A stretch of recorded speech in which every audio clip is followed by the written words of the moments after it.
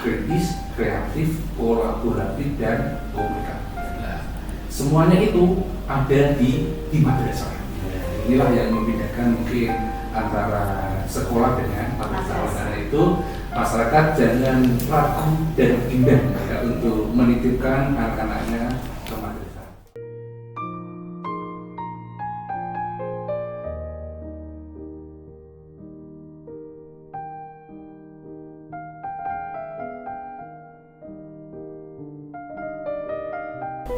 Assalamualaikum warahmatullahi wabarakatuh. Halo sahabat pendidikan, selamat datang di podcast Ramah Kemenang Demak, ruang aspirasi, moderasi, dan harmoni. Perkenalkan, saya sebagai host dalam podcast hari ini yaitu Himatul Alia SPD. Pada episode kali ini kita mengangkat tema yang sangat relevan khususnya bagi para calon orang tua dan calon peserta didik, yaitu kenapa harus memilih madrasah. Pertanyaan ini sangat sering muncul, terutama di tengah banyaknya pilihan lembaga pendidikan, sekolah umum, sekolah swasta, sekolah internasional, hingga madrasah sebagai model dan keunggulannya yang ada saat ini. Maka diskusi kali ini kita akan mengulasnya secara mendalam, secara mendetail, tidak sekedar promosi, tapi diskusi yang jujur juga reflektif. Telah hadir bersama kita narasumber yang sudah lama bergelut di dunia pendidikan madrasah. Assalamualaikum Bapak Kasih Pendidikan Madrasah Haji Abdul Rahim, Sarjana Agama Magister Pendidikan. Ya, Waalaikumsalam warahmatullahi wabarakatuh. Mbak Rima, sungguh sangat senang sekali kita bisa bergabung di ruang podcast ini. Sebelum mulai podcast Bapak, saya mau bertanya bagaimana kabar Bapak hari ini? Alhamdulillah baik, sehat semuanya. Biar supaya santai Bapak, supaya santai bagaimana Bapak, kegiatan Bapak hari ini apa saja? Kalau untuk kegiatan kami dari pagi tadi kami mendampingi Bapak Kepala Kantor Negara Kabupaten Demak, mendampingi penyerahan bantuan stunting. Kemudian setelah itu kami juga mengikuti Zoom penerimaan siswa baru madrasah bersama dengan kantor wilayah Pendidikan Provinsi Jawa Tengah.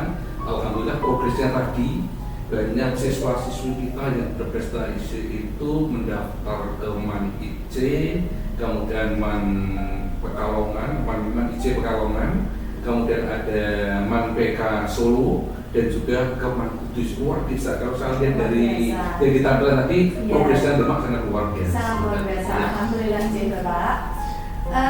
Di cuaca yang tidak menentu ini Bapak, bagaimana Bapak dengan prakteknya kegiatan menjaga kesehatan supaya tetap bugar, supaya tetap sehat setiap harinya, bagaimana Bapak? Ya. Ada beberapa yang kami lakukan. Yang pertama itu tentunya malamnya itu istirahat yang cukup. Kemudian menjaga pola makan. Pola makan dia bisa sedikit olahraga lah, minimal lebih 10 jam. Gitu. Begitu trik dan tips dari Bapak Kasih Pendidikan Madrasah supaya tetap bugar menjalani aktivitas setiap harinya dari pemirsa podcast Ramah Kemenang Demak.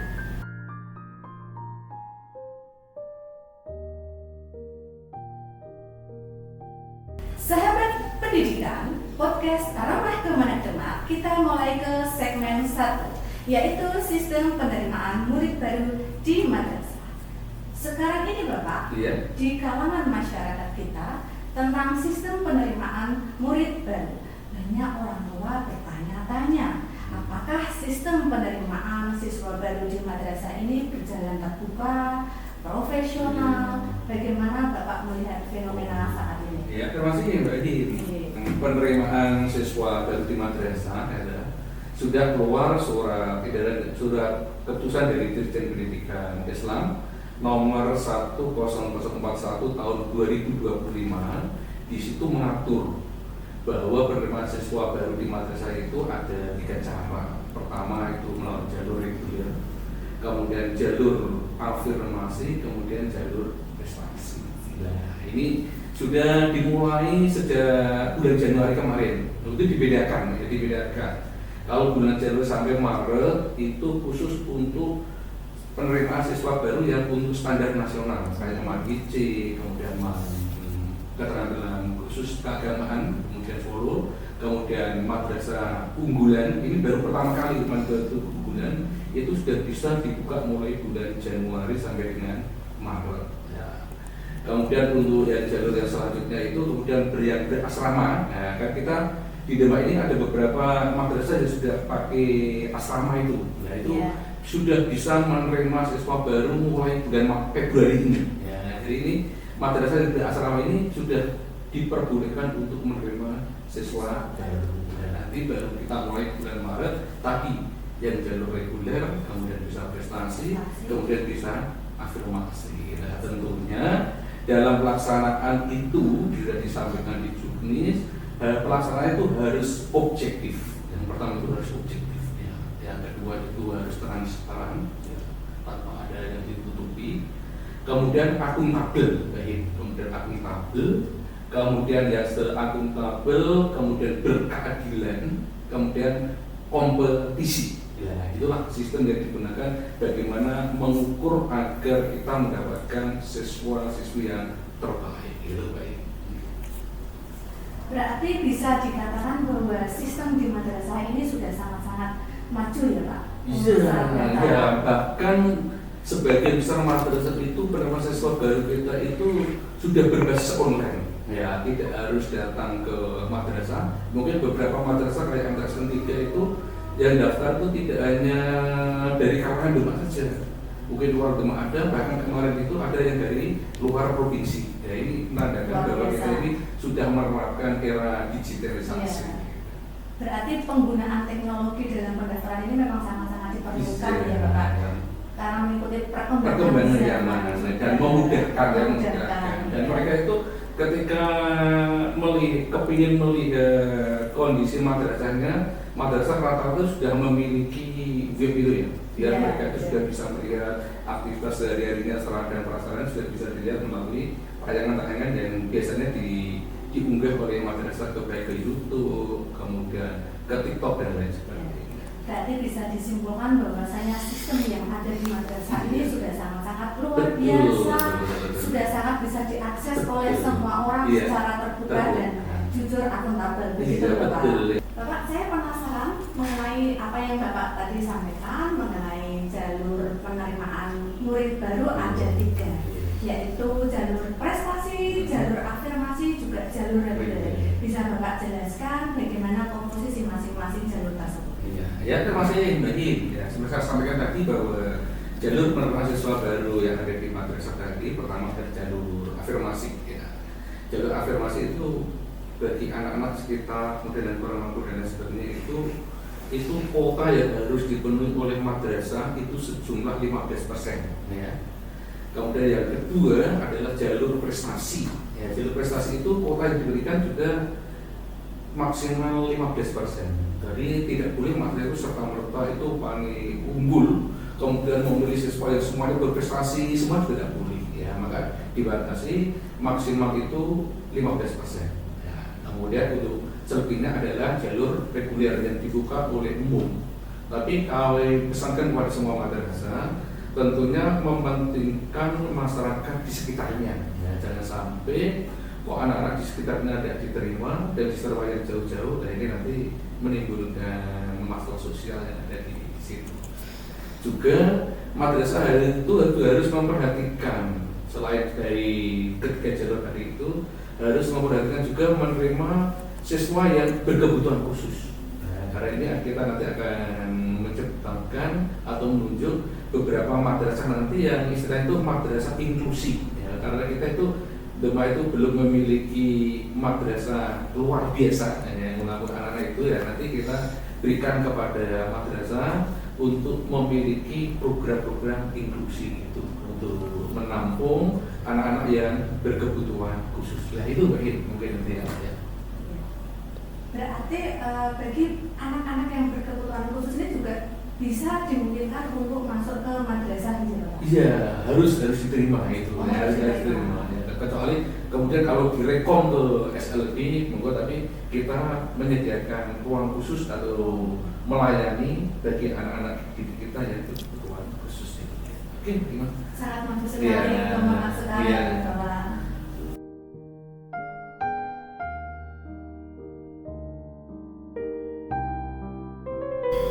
Sahabat pendidikan, podcast Ramah Kemenang Demak. Filosofi dan keunggulan madrasah menjadi segmen kedua di podcast kita hari ini. Masuk ke diskusi kita kali ini, Bapak, sebenarnya apa yang membedakan madrasah dengan lembaga pendidikan lainnya yang ada di Indonesia kita saat ini? Iya. Menarik kembali apa yang ditanyakan. Kita sampaikan bahwa madrasah itu adalah pendidikan pendidikan umum yang berciri khas agama Islam. Ya, jadi kurikulum kita itu menganut dua, satu berkiblat kepada Kemendikbudrismen, kemudian yang mapel agamanya itu ke Kemenak. Ya. Sekarang kan muncul kemarin 450, sekarang 1503 itu ya. Di dalam kurikulum itu ya, kita untuk yang 1503 itu kita itu sudah mengintegrasikan dengan kurikulum berbasis cinta, ya, kurikulum berbasis cinta. Yang dimana itu anak didik kita itu diarahkan untuk yang pertama itu karena kurikulum cinta itu ada pancacita, lima cinta itu ya, 5 cinta. Yang pertama itu adalah cinta kepada Allah dan Rasul, kemudian cinta kepada lingkungan, kemudian cinta kepada ilmu, kemudian cinta kepada diri sendiri, kemudian cinta kepada bangsa dan negara. Nah, inilah yang membedakan sekolah dengan madrasah. Kalau sekolah itu umum semuanya ada. Nah, sementara kita itu memiliki ciri khas mapel agamanya. Ya, mapel agama yang digunakan kan itu ada Quran hadis, kemudian ada akidah akhlak, kemudian ada fikih, SKI, bahkan ada bahasa Arab. Nah, bahkan madrasah-madrasah itu masih menerapkan pelajaran tambahannya itu ada tahfidz, kemudian ada kitab-kitab itu biasanya seperti itu. Itulah yang membedakan antara sekolah dan madrasah. Berarti ini bisa dikatakan sebagai pendidikan karakter di lingkungan madrasah itu, Bapak? Betul ya, karena madrasah ini kan gini ya, seperti tadi ya saya sampaikan dengan kurikulum berbasis cinta, bagaimana kita ini mendidik anak kita membekali, apalagi kemarin kan 2045 ini kan Indonesia itu memasuki generasi emas, ya, Indonesia emas. Ya, jadi tantangan kita ini ya perlu kita siapkan kepada anak didik kita. Ya, di samping ilmu pengetahuan itu kita harus membekali anak didik kita dengan karakter. Nah, salah satu tadi integrasinya kurikulum berbasis cinta. Ya,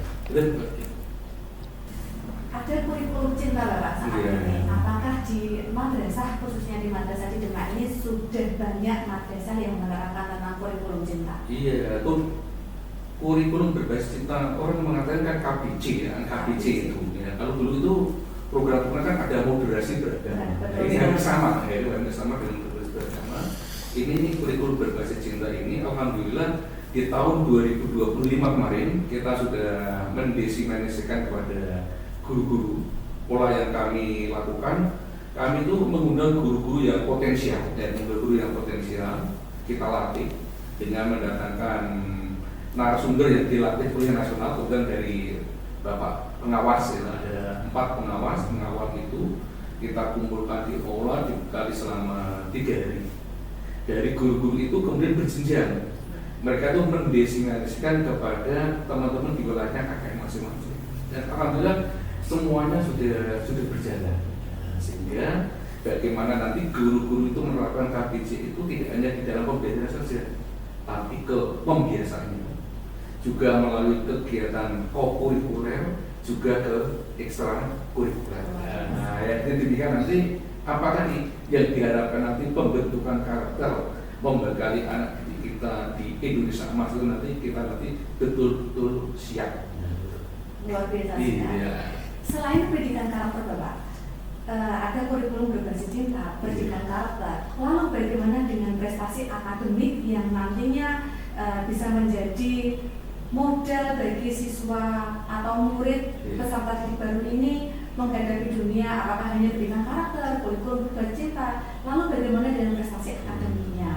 Kalau berbicara terkait dengan prestasi akademik yang ada di rumah ini ya, mungkin kita tahu lah kalau begitu kita mendapatkan kejuaraan, kita mesti kan publikasi itu ya. Kalau kita berbicara mulai 2023 ya, 2023, alhamdulillah anak didik kita itu ada yang lolos waktu itu KSM. Ya, KSM mapel fisika kalau tidak salah dari Magelang itu. Ya, kita antarkan anak kita itu mewakili Jawa Tengah ke tingkat nasional.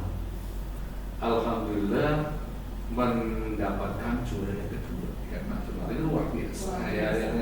Luar biasa. Dan malah sekarang ini kabarnya kamu dapatkan laporan dari kepala madrasahnya, anak tersebut diterima di Fakultas Kedokteran melalui jalur SNBP, melalui jalur prestasi di Undip. Ini kan keren ya, kalau SPM di Undip ya. Nah, kemudian bergerak ke 2024 ya, 2024 siswa kita juga mewakili Jawa Tengah waktu itu KSM di Ternate ya, di Ternate adalah kalau tidak salah kimia terintegrasi ya, mewakili, cuma belum beruntung ya, tapi kan itu sudah menjadi sebuah kebanggaan kita bisa mewakili Jawa Tengah ya.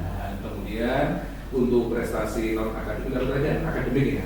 Kalau non akademik ya kita tidak dilakukan lagi. Kemarin itu tahun 2025, Kantor Wilayah Kementerian Agama Provinsi Jawa Tengah itu mengadakan Porseni ya, Porseni yang baru tahun ini itu dilaksanakan secara bersamaan, mulai dari MI, MTS, MA. Nah, kalau di ranking dari 35 kabupaten, alhamdulillah kita mendapatkan ranking 9.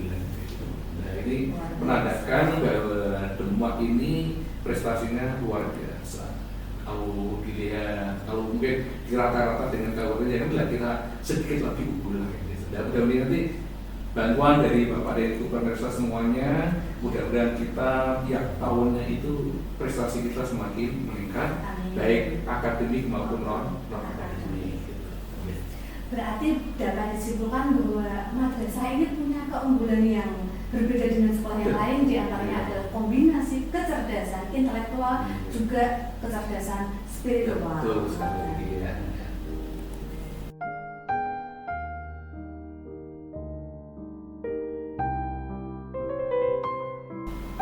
Semakin menarik pembahasan kita kali ini di podcast Ramah Kemenang Demak. Kita masuk ke segmen ketiga Bapak, yaitu madrasah boarding dan tahfidz.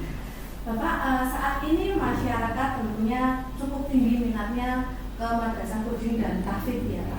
Apa yang menjadi model ini begitu diminati oleh orang tua Bapak?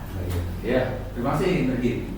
Sebelum kami menjawab Mbak, kita ada beberapa madrasah kita yang sudah menerapkan itu, madrasah berboarding. Kemudian tadi kalau kita yang boarding sama dengan madrasah yang berasrama tadi ya.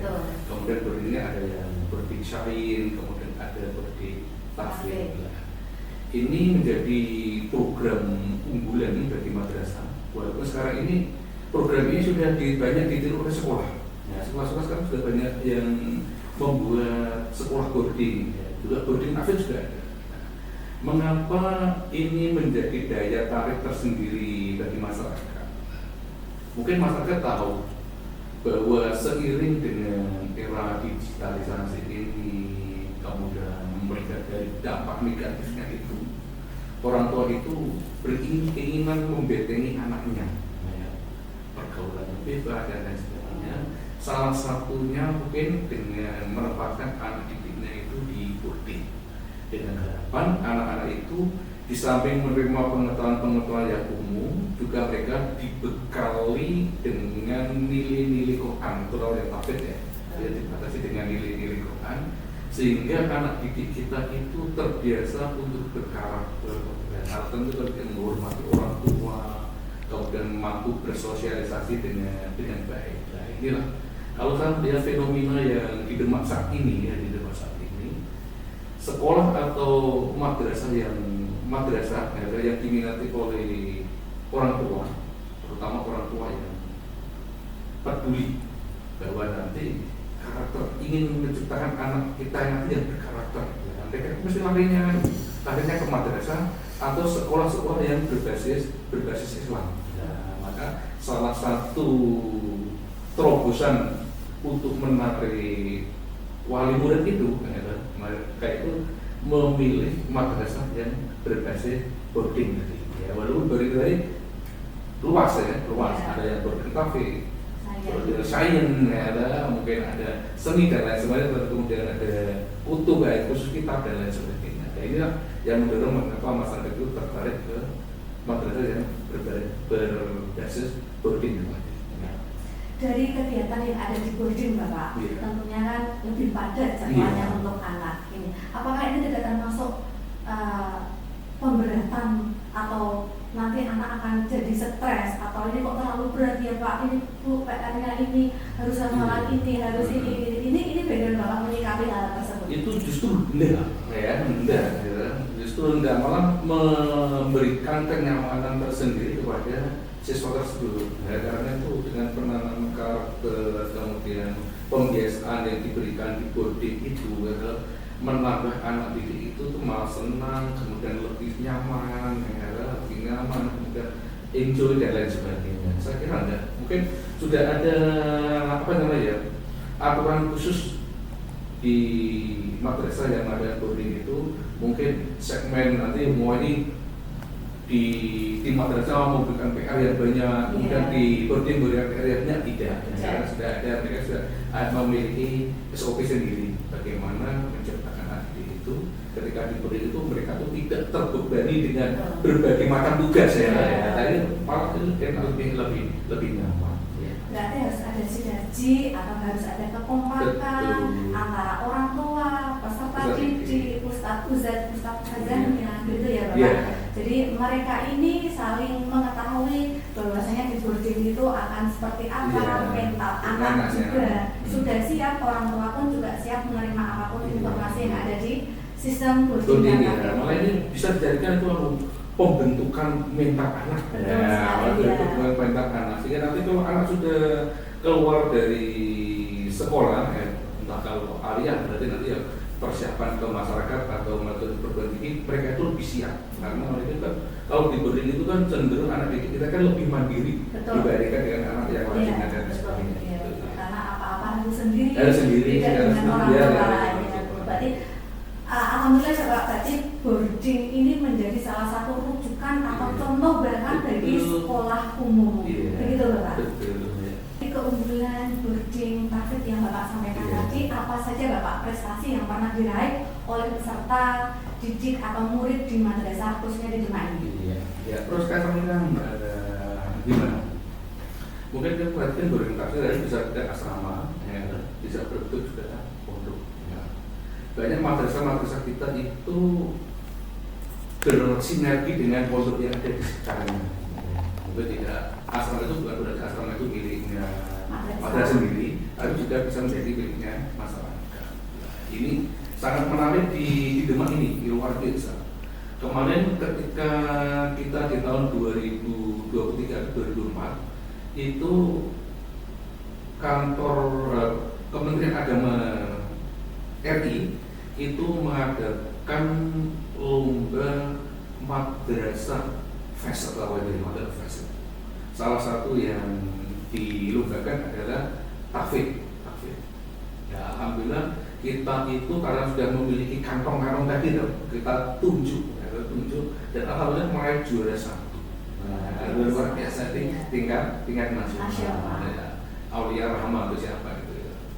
Kemudian ketika porsi kemarin, kita luar biasa dari cabang MTQ Putra untuk MA kita juara 1. Itu dihasilkan dari madrasah boarding tadi, kemudian pondok tadi. Kemudian untuk yang MTQ Putri kita juara 3 untuk MTQ, luar biasa. Ya. Kemudian yang untuk MTS-nya, untuk putra ini juara 1. Jadi kita untuk kategori MTQ mungkin bisa dikatakan Demak ini gudangnya, madrasah ini gudangnya. Terus yang untuk MT Solva terkait dengan keagamaan itu rebananya itu kemarin meraih juara kedua. Ya, ini menandakan bahwa apa yang dihasilkan dari madrasah boarding itu ini syukurlah sangat luar biasa. Apabila nanti dikompetisikan, ternyata itu di Demak ini unggul. Terbukti tadi dengan munculnya juara-juara yang berbasis dari madrasah yang berbasis boarding atau asrama atau pondok itu. Berarti ini menepis ya Pak, menepis bahwasanya di boarding itu Anda anak-anaknya terbebani, anaknya terlalu berat, dan ternyata ini membuktikan bahwasanya di boarding Tafid ini banyak sekali yang berprestasi dari siswa-siswanya Mas Anji. Kita sampai di penutup podcast hari ini Bapak, apa yang Bapak sampaikan untuk masyarakat supaya tidak ragu lagi memilih madrasah sebagai jalur sekolah yang sangat luar biasa untuk saat ini? Ya, terima kasih ini sebagai pesan kami kepada masyarakat tentunya jangan ragu menyekolahkan anak-anaknya ke madrasah. Sudah kami sampaikan tadi bahwa madrasah ini adalah pendidikan umum yang berciri khas agama. Tentunya sebagai bekal madrasah itu akan memberikan kepada anak didik untuk membekali anak didik kita nanti memasuki Indonesia Emas. Ada dua hal yang harus dimiliki oleh anak didik. Yang pertama itu adalah karakter, kemudian yang kedua itu adalah kompetensi. Ya, kalau kompetensi itu kan kita kalau kita kondisikan ada C keempat gitu. Kritis, kreatif, kolaboratif, dan komunikatif. Nah, semuanya itu ada di madrasah. Nah, inilah yang membedakan mungkin antara sekolah dengan madrasah. Karena itu masyarakat jangan ragu dan bimbang ya, untuk menitipkan anak-anaknya ke madrasah. Apalagi tagline kita sekarang ini adalah madrasah maju, bermutu, dan mendunia. Ya, terima kasih. Akhirnya kita sudah sampai di penghujung podcast kita hari ini. Terima kasih atas diskusi yang sangat kaya dan mencerahkan Bapak. Suatu kebanggaan saya sebagai pembawa acara bisa berbincang hangat, berbincang yang informatif kepada narasumber yang sangat luar biasa. Semoga podcast kita hari ini memberi sudut pandang baru bagi para pendengar, khususnya pemirsa podcast Kemenang Demak. Terima kasih, mohon maaf kalau ada salah kata. Wassalamualaikum warahmatullahi wabarakatuh. Waalaikumsalam.